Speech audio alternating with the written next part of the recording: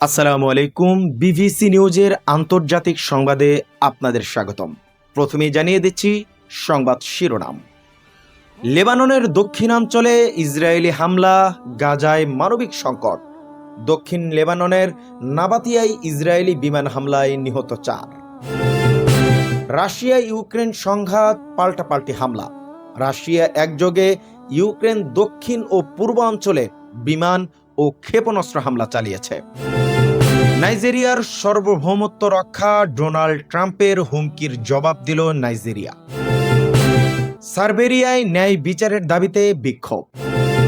সিরিয়ার প্রেসিডেন্ট প্রথমবারের মতো যুক্তরাষ্ট্রের সফরে, কি হতে যাচ্ছে?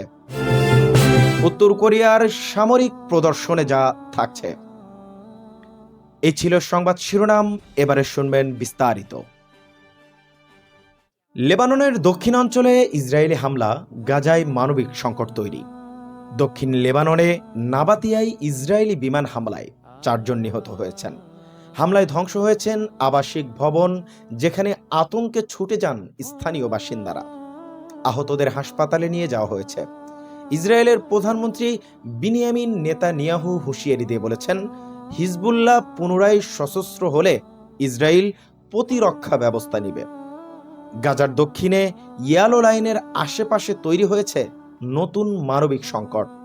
পানি ও ওষুধের অভাবে ফিলিস্তিনের বাসিন্দারা চরম দুর্ভোগে দিন কাটাচ্ছেন। সীমারেখার কারণে শীতকালীন পোশাক ও অন্যান্য প্রয়োজনীয় সামগ্রীও পৌঁছাতে পারছে না। রেড ক্রস এবং মিশরীয় টিম জরুরি সহায়তা পৌঁছে দিচ্ছে। ইসরায়েলি জিম্মি লাশ এবং জীবিত বন্দীদের হস্তান্তর করেছে হামাস, যা পরিস্থিতি কিছুটা স্বস্তি এনে দিয়েছে। রাশিয়া ইউক্রেন সংঘাত, পাল্টাপাল্টি হামলা। রাশিয়া একযোগে ইউক্রেনের দক্ষিণ ও পূর্ব অঞ্চলে বিমান ও ক্ষেপণাস্ত্র হামলা চালিয়েছে। এতে 9 জন নিহত ও বহু আহত হয়েছেন। হামলায় দোকান, বাড়িঘর এবং জ্বালানি স্থাপনা ধ্বংস হয়েছে। পাল্টা প্রতিক্রিয়ায় ইউক্রেন রাশিয়ার তেল পাইপলাইন কৃষ্ণ সাগর উপকূলে হামলা চালায়। ক্ষেপণাস্ত্র এবং ড্রোন হামলায় 400 কিলোমিটার দীর্ঘ পাইপলাইনের 3টি লাইন ধ্বংস হয়। দেশ জুড়ে লোডশেডিং কার্যকর হয়েছে, তবে নিরাপত্তা পরিস্থিতি স্বাভাবিক হলেই মেরামতের কাজ শুরু হবে। নাইজেরিয়ার সার্বভৌমত্ব রক্ষা, ট্রাম্পের হুমকির জবাব। যুক্তরাষ্ট্রের প্রেসিডেন্ট ডোনাল্ড ট্রাম্পের হুমকির জবাবে নাইজেরিয়ান সরকার জানান, তারা উগ্রপন্থী সন্ত্রাস দমনে মার্কিন সহায়তা গ্রহণে আপত্তি দেখাবে না। রাষ্ট্রপতি বেলা আহমেদ তিনুবু ধর্মীয় কারণে সহিংসতা সমর্থন করেন না। 2 দেশের যৌথ উদ্যোগে সশস্ত্র বাহিনী বিরোধী অভিযান সফলতায় আসতে পারে বলে মনে করা হচ্ছে। কুয়েতে প্রবাসী জনসংখ্যা কমছে। কুয়েতের কঠোর অভিবাসন নীতির কারণে প্রবাসী সংখ্যা কমছে। 1 বছরে 1.6% হ্রাস হয়েছে।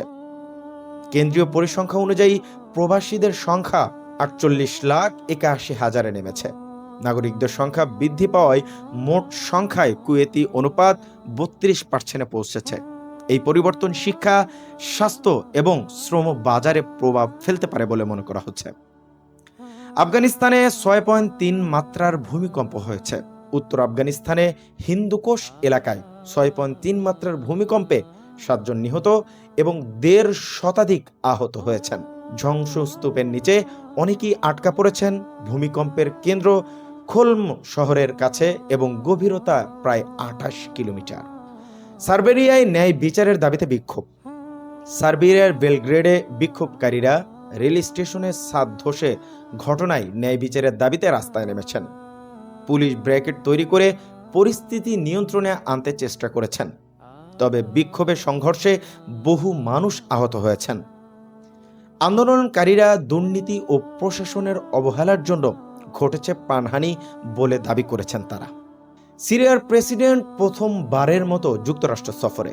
সিরিয়ার প্রেসিডেন্ট আহমেদ আল সারা প্রথমবারের মতো যুক্তরাষ্ট্র সফরে যাচ্ছেন। সফরে তিনি ইসলামিক স্টেট বিরোধী আন্তর্জাতিক জোটে সিরিয়ায় যোগদান চুক্তি স্বাক্ষর করবেন।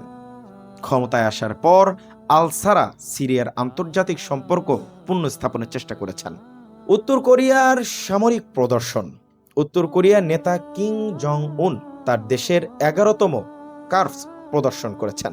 যেখানে সেনা মার্শাল আর্টের কসরত প্রদর্শন করেছেন। কিং জং উন বলেন, সামরিক সক্ষমতা বৃদ্ধি ও আন্তর্জাতিক যুদ্ধ কৌশল নিয়ে আলোচনা প্রয়োজন রয়েছে। ভারতীয় বিমান বাহিনীর বৃহত্তম মহড়া। ভারতের বিমান বাহিনী নয়াদিল্লি, ভুটান, মিয়ানমার ও বাংলাদেশের সীমান্ত ঘেঁষা অঞ্চলে 12 দিনে ব্যাপী বড় আকারের মহড়া পরিচালনা করছে। নোটাম জারি করা হয়েছে যাতে বেসামরিক বিমান চলমান সীমিত থাকে। মহড়ার লক্ষ্য সীমান্ত প্রতিরক্ষা এবং অভিযান সক্ষমতা বাড়ানো। ভারতের মহাকাশ সংস্থা সিএমএস স্যাটেলাইট উৎক্ষেপণ করেছে। শ্রীহরিকোটা থেকে উৎক্ষেপণ এই স্যাটেলাইট 4410 কেজি ওজন এবং জিও ট্রান্সফার অরবিটে স্থাপনা করা হয়েছে। এটি আগামী 15 বছরে দেশের ভূখণ্ড ও পরবর্তী সমুদ্র অঞ্চলে নিরবিচ্ছিন্ন যোগসেবা প্রদর্শন করবে। বিশ্বের সবচেয়ে দূষিত শহর। পাকিস্তানের লাহোর বিশ্বের সবচেয়ে দূষিত শহরের তালিকায় প্রথম স্থানে। বায়ুর মান অত্যন্ত অস্বাস্থ্যকর। ভারতের নয়াদিল্লিও দূষণ মারাত্মক।